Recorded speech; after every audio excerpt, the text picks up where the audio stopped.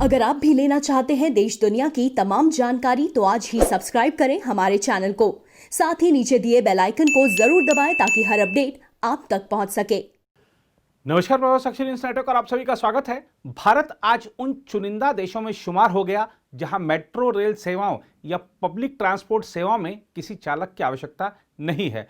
प्रधानमंत्री नरेंद्र मोदी ने दिल्ली मेट्रो की मेजेंटा लाइन पर भारत की पहली चालक रहित मेट्रो का उद्घाटन किया। यह ट्रेन बोटेनिकल गार्डन से जनकपुरी पश्चिम तक के बीच संचालित होगी।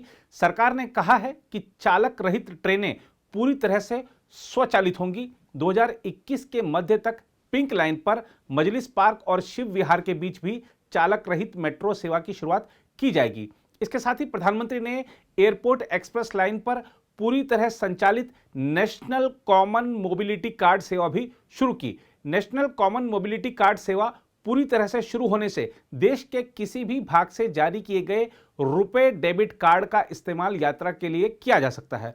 प्रधानमंत्री ने इस अवसर पर आयोजित कार्यक्रम को संबोधित करते हुए कहा कि मेट्रो सर्विसेज के विस्तार के लिए मेक इन इंडिया महत्वपूर्ण है, क्योंकि मेक इन इंडिया से लागत कम होती है, विदेशी मुद्रा बचती है और देश में ही लोगों को ज्यादा से ज्यादा रोजगार मिलता है। प्रधानमंत्री ने अपनी सरकार के दौरान मेट्रो सेवाओं के विस्तार के बारे में भी बताया और कहा कि नेशनल कॉमन मोबिलिटी कार्ड एक बड़ा कदम है, क्योंकि आप जहां कहीं से भी यात्रा करें, आप जिस भी पब्लिक ट्रांसपोर्ट से यात्रा करें, ये एक कार्ड आपको इंटीग्रेटेड एक्सेस देगा। इस अवसर पर प्रधानमंत्री ने और क्या बड़ी बातें कही, इसके लिए आपको दिखाते हैं प्रधानमंत्री के संबोधन की झलकियां। मुझे आज से लगभग 3 साल पहले मेजेंटा लाइन के उद्घाटन का सौभाग्य मिला था। आज फिर इसी रूट पर देश की पहली पूरी तरह से ऑटोमेटेड मेट्रो, जिसको हम बोलचाल की भाषा में ड्राइवरलेस मेट्रो भी कहते हैं, इसका उद्घाटन करने का अवसर मिला। ये दिखाता है कि भारत कितनी तेजी से स्मार्ट सिस्टम की तरफ आगे बढ़ रहा है। आज नेशनल कॉमन मोबिलिटी कार्ड, इससे भी दिल्ली मेट्रो जुड़ रही है। पिछले साल अहमदाबाद से इसकी शुरुआत हुई थी। आज इसका विस्तार दिल्ली मेट्रो की एयरपोर्ट एक्सप्रेस लाइन में हो रहा है। आज का यह आयोजन अर्बन डेवलपमेंट को अर्बन रेडी और फ्यूचर रेडी करने का प्रयास है। साथियों, भविष्य की जरूरतों के लिए देश को आज तैयार करना, आज काम करना, ये गवर्नेंस का अहम दायित्व है। लेकिन कुछ दशक पहले से जब शहरीकरण, अर्बनाइजेशन का असर और अर्बनाइजेशन का भविष्य दोनों ही बिल्कुल साफ था, उस समय एक अलग ही रवैया देश ने देखा। भविष्य की जरूरतों को लेकर उतना ध्यान नहीं था, आधे अधूरे मन से काम होता था, भ्रम की स्थिति बनी रहती थी। उस समय तेजी से शहरीकरण हो रहा है, लेकिन इसके आफ्टर इफेक्ट्स से निपटने के लिए हमारे शहरों को उतनी तेजी से तैयार नहीं किया गया। परिणाम यह हुआ कि देश के बहुत से हिस्सों में शहरी इंफ्रास्ट्रक्चर की मांग और पूर्ति में बहुत ज्यादा अंतर आ गया। साथियों, इस सोच से अलग आधुनिक सोच ये कहती है, शहरीकरण को चुनौती न मानकर एक अवसर की तरह इस्तेमाल किया जाए।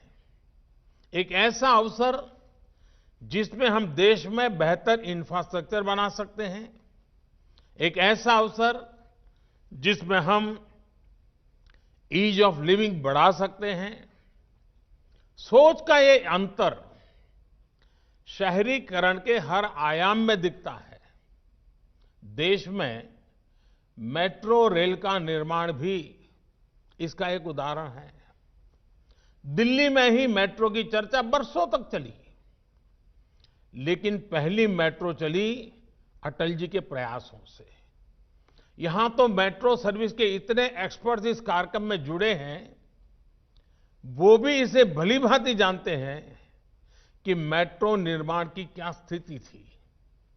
साथियों, साल 2014 में जब हमारी सरकार बनी, उस समय सिर्फ 5 शहरों में मेट्रो रेल थी। आज 18 शहरों में मेट्रो रेल की सेवा है। वर्ष 2025 तक हम इसे 25 से ज्यादा शहरों तक विस्तार देने वाले हैं। साल 2014 में देश में सिर्फ 248 kilometre 248 kilometre metro line operation थी।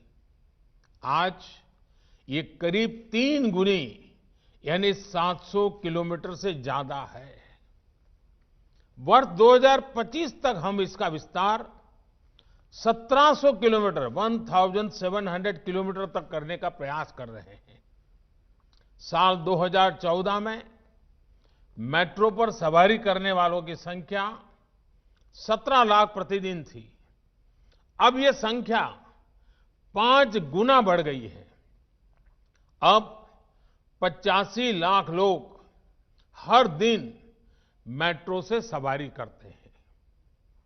याद रखिए, ये सिर्फ आंकड़े नहीं हैं, ये करोड़ों भारतीयों के जीवन में आ रही ईज ऑफ लिविंग के प्रमाण है। ये सिर्फ ईंट, पत्थर, कंक्रीट और लोहे से बने इंफ्रास्ट्रक्चर नहीं, बल्कि ये देश के नागरिकों, देश के मिडिल क्लास की आकांक्षा पूरा होने के साक्ष्य हैं। साथियों, आखिर ये परिवर्तन, ये बदलाव आया कैसे? ब्यूरोक्रेसी वही है, लोग वही हैं, फिर कैसे इतना तेज काम हुआ? इसकी वजह यही रही कि हमने शहरीकरण को चुनौती नहीं बल्कि अवसर के रूप में देखा। हमारे देश में पहले कभी मेट्रो को लेकर कोई नीति ही नहीं थी। कोई नेता कहीं वायदा कराता था, कोई सरकार किसी को संतुष्ट करने के लिए मेट्रो का ऐलान कर देती थी। हमारी सरकार ने इस एडहोकिज्म से बाहर आकर के मेट्रो के संबंध में पॉलिसी भी बनाई और उसे चौतरफा रणनीति के साथ लागू भी किया। हमने जोर दिया स्थानीय मांग के हिसाब से काम करने पर। हमने जोर दिया स्थानीय मानकों को बढ़ावा देने पर। हमने जोर दिया मेक इन इंडिया के ज्यादा से ज्यादा विस्तार पर। हमने जोर दिया आधुनिक टेक्नोलॉजी के उपयोग पर। साथियों, आप में से अधिकांश लोग ये जानते हैं कि देश के अलग अलग शहरों की अलग अलग आवश्यकताएं, अलग अलग आकांक्षाएं और अलग अलग चुनौतियां होती हैं। अगर हम एक ही फिक्स मॉडल बनाकर मेट्रो रेल का संचालन करते तो तेजी से विस्तार संभव ही नहीं था। हमने ध्यान दिया कि मेट्रो का विस्तार, ट्रांसपोर्ट के आधुनिक तौर तरीकों का इस्तेमाल शहर के लोगों की जरूरतों और वहां की प्रोफेशनल लाइफस्टाइल के हिसाब से ही होना चाहिए। यही वजह है कि अलग अलग शहरों में अलग अलग तरह ही अलग अलग प्रकार की मेट्रो रेल पर काम हो रहा है। मैं आपको कुछ उदाहरण देता हूं। आरआरटीएस यानी regional rapid transit system, Delhi Meerut RRTS का शानदार मॉडल दिल्ली और मेरठ की दूरी को घटाकर 1 घंटे से भी कम कर देगा।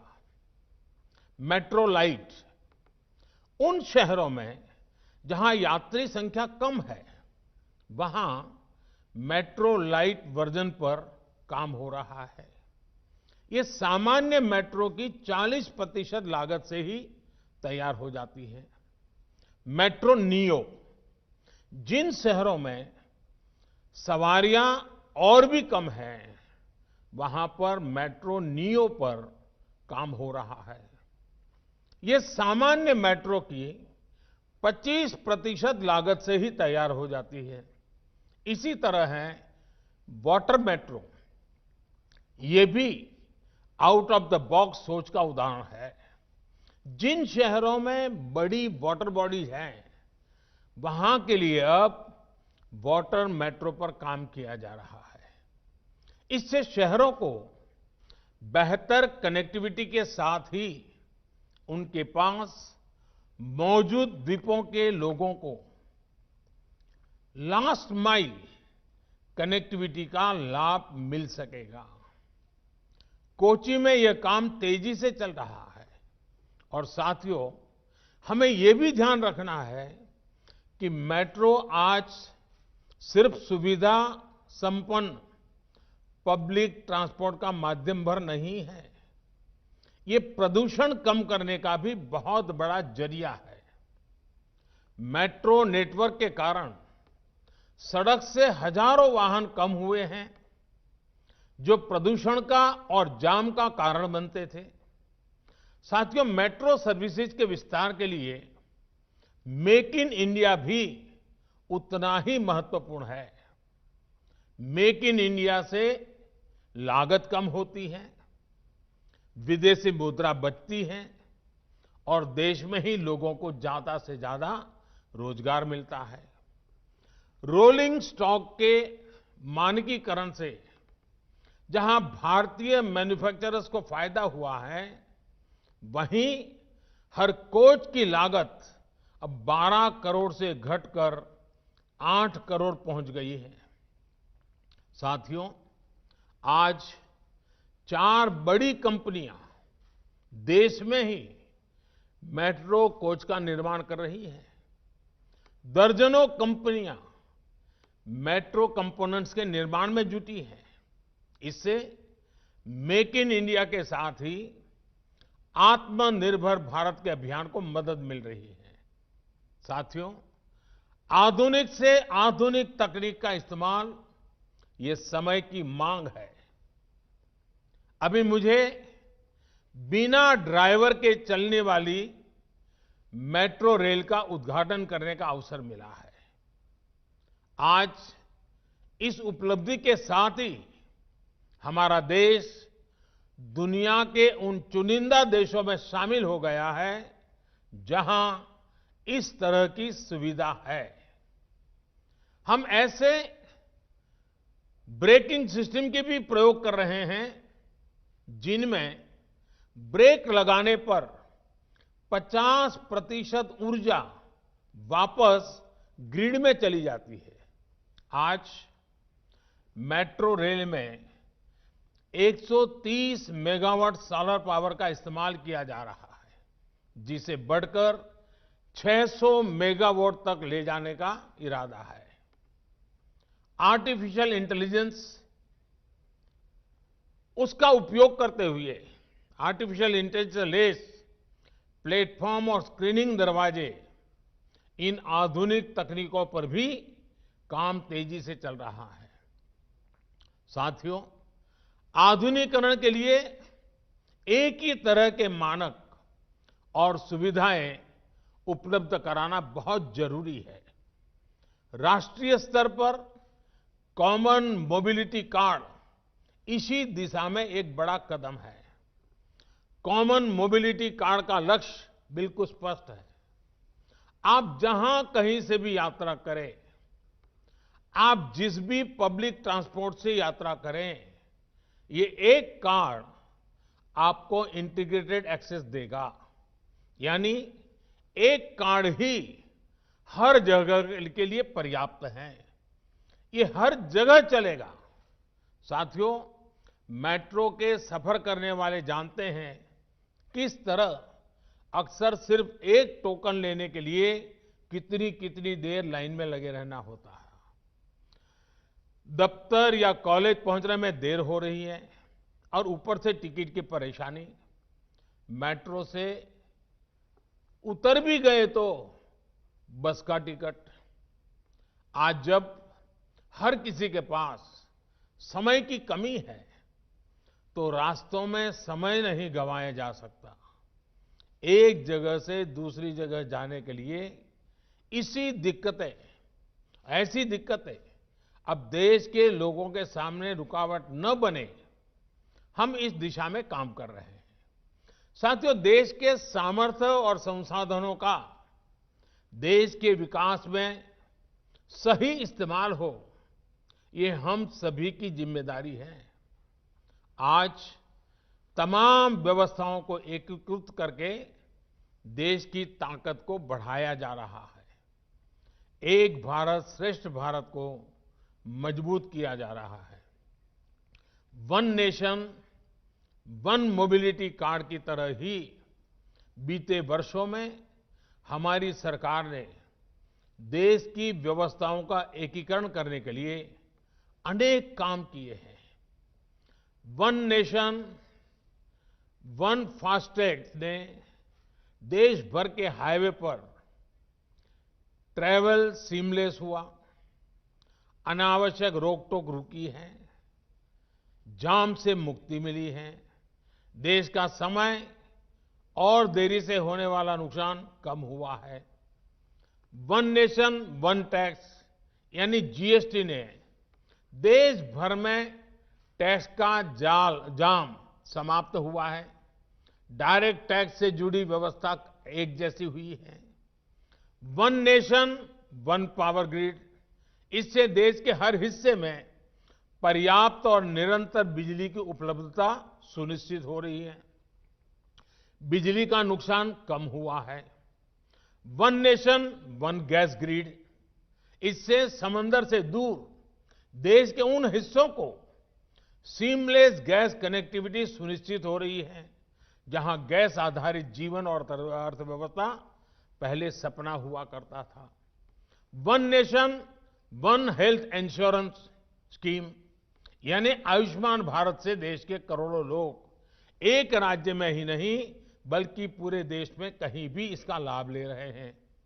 One nation one ration card, इससे भी एक स्थान से दूसरे स्थान जाने वाले नागरिकों को नया राशन कार्ड बनाने के चक्करों से मुक्ति मिली है। एक राशन कार्ड से पूरे देश में कहीं भी सस्ते राशन की सुविधा संभव हो पाए हैं। इसी तरह नए कृषि सुधारों और इनाम जैसी व्यवस्थाओं से one nation one agriculture market की दिशा में देश आगे बढ़ रहा है। साथियों, देश का हर छोटा बड़ा शहर 21वीं सदी के भारत की अर्थव्यवस्था का बड़ा सेंटर होने वाला है। हमारी दिल्ली तो देश की राजधानी भी है।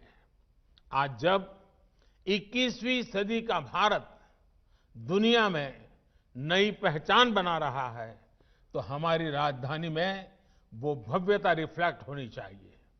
इतना पुराना शहर होने की वजह से इसमें चुनौतियां जरूर है, लेकिन इन चुनौतियों के साथ ही हमें इसको आधुनिकता की नई पहचान भी देनी है। इसलिए आज दिल्ली को आधुनिक स्वरूप देने के लिए अनेकों प्रयास किए जा रहे हैं। दिल्ली में इलेक्ट्रिक मोबिलिटी को बढ़ाने के लिए सरकार ने इनकी खरीद पर टैक्स में भी छूट दी है। दिल्ली की सैकड़ों कॉलोनियों का नियमितीकरण हो या फिर झुग्गियों में रहने वाले परिवारों को बेहतर आवास देने का प्रयास, दिल्ली की पुरानी सरकारी इमारतों को आज की जरूरत के अनुसार एनवायरमेंटल फ्रेंडली बनाया जा रहा है। जो पुराना इंफ्रास्ट्रक्चर है उसको आधुनिक टेक्नोलॉजी आधारित इंफ्रास्ट्रक्चर से बदला जा रहा है। साथियों, दिल्ली में पुराने टूरिस्ट डेस्टिनेशन के अलावा 21वीं सदी के नए आकर्षण भी हो, इसके लिए काम जारी है। Delhi international conference, international exhibition, international business tourism इसका अहम सेंटर होने वाला है। इसके लिए द्वारका में देश का सबसे बड़ा सेंटर बन रहा है। इसी तरह एक और जहां नई संसद भवन के निर्माण का काम शुरू हुआ है, वहीं एक बहुत बड़े भारत वंदना पार्क को भी तैयार किया जा रहा है। ऐसे हर काम से दिल्ली वालों के लिए हजारों रोजगार भी बन रहे हैं और शहर की तस्वीर भी बदल रही है। दिल्ली 130 करोड़ से अधिक आबादी की दुनिया की बड़ी आर्थिक और सामरिक ताकत की राजधानी है। उसी भव्यता के दर्शन यहां होने चाहिए। मुझे विश्वास है कि हम सब मिलकर काम करते हुए दिल्ली के नागरिकों का जीवन और बेहतर बनाएंगे, दिल्ली को और आधुनिक बनाएंगे। एक बार फिर नई सुविधाओं के लिए मैं देश को भी और दिल्ली वासियों को भी बहुत बहुत बधाई देता हूं। धन्यवाद।